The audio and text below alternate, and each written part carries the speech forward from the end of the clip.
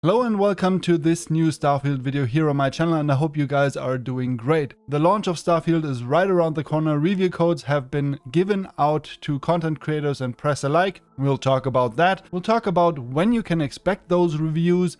We'll talk about all the drama that is unfolding around those reviews and some really neat early impressions about the game, and a lot more. So stick around for the video, and if you haven't already subscribed to the channel to always stay up to date in all things Starfield. And if you enjoyed this video, a thumbs up would be greatly appreciated. But now let's jump right into the video.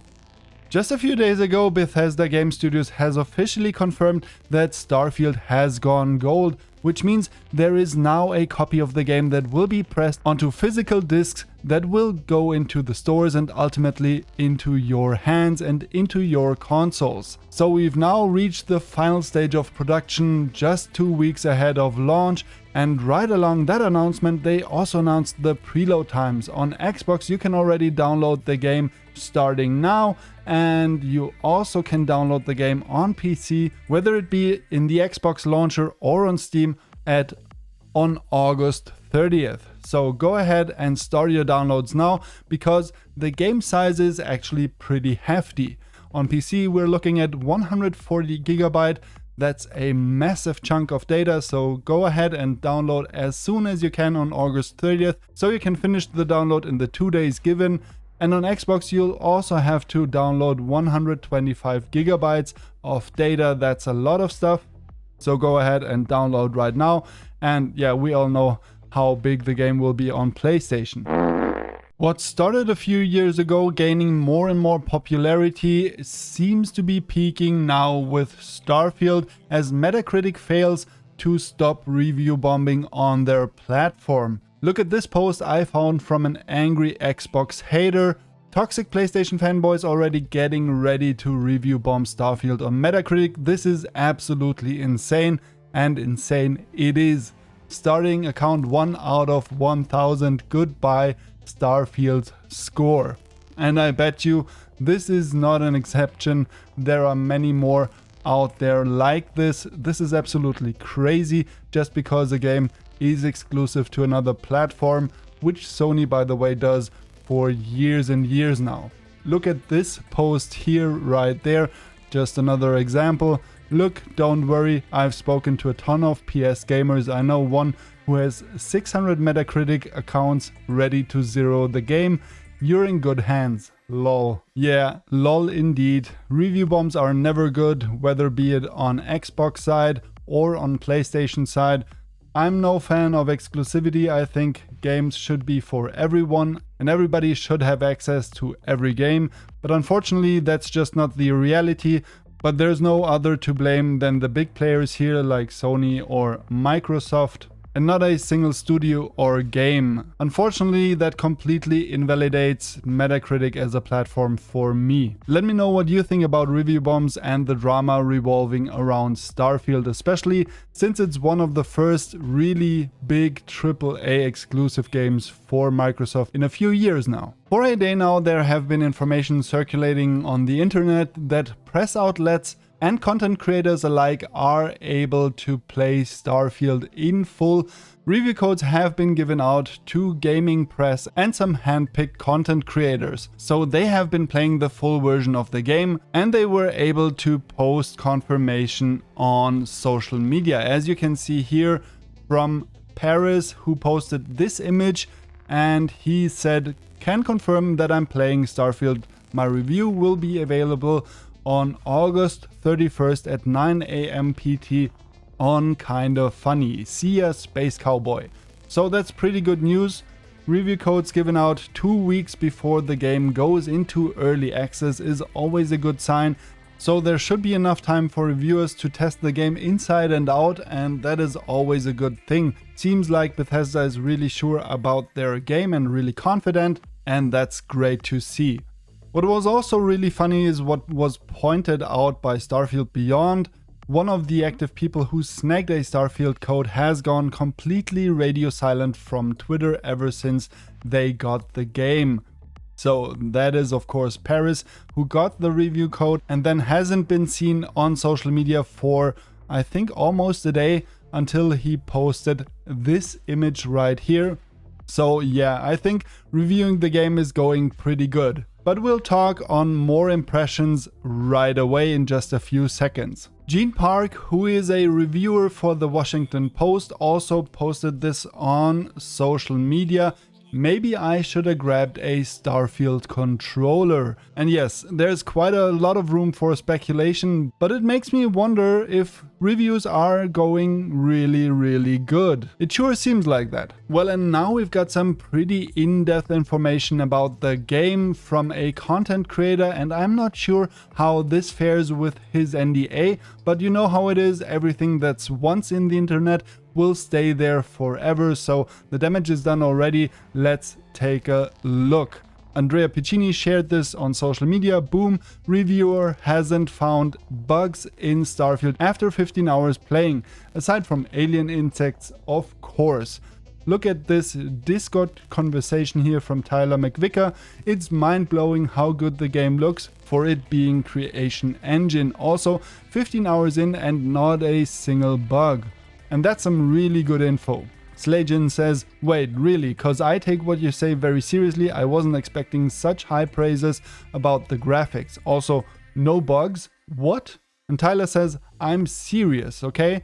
I'm canceling my pre-order, says Slajin. I didn't buy a Bethesda game to not have any bugs, which is kinda hilarious. And Tyler goes ahead and doubles down. I'll get into it in my review. This game is something I'll tell ya. So that's some really great information right here about the state of the game. And I think it really shows that Bethesda took some time to polish the game. And I think this really confirms what Todd Howard was saying all the time, that this game will be the best release for a Bethesda game ever. So it really shows that probably also Microsoft had some influence about this, giving Bethesda and Starfield additional time by delaying the release of Starfield for a long time.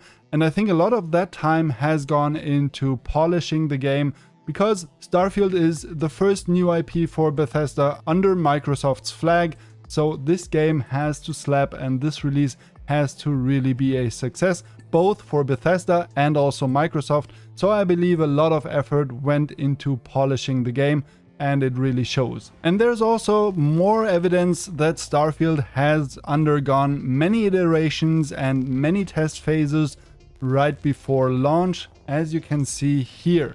Multiple versions have been pushed to Starfield's build to ensure it's polished ahead of launch. Starfield will launch as version 1.6.35.0. For comparison, Fallout 4 launched 0.0 as version 1.1.0.0. They are definitely aiming for Starfield to be Bethesda's most polished launch title yet, and it absolutely makes sense. This game just has to be nothing short of a massive success, so why wouldn't they put the effort into it? But as you can imagine, there's not only high praise for the game, there are also some concerns, like this one here on social media.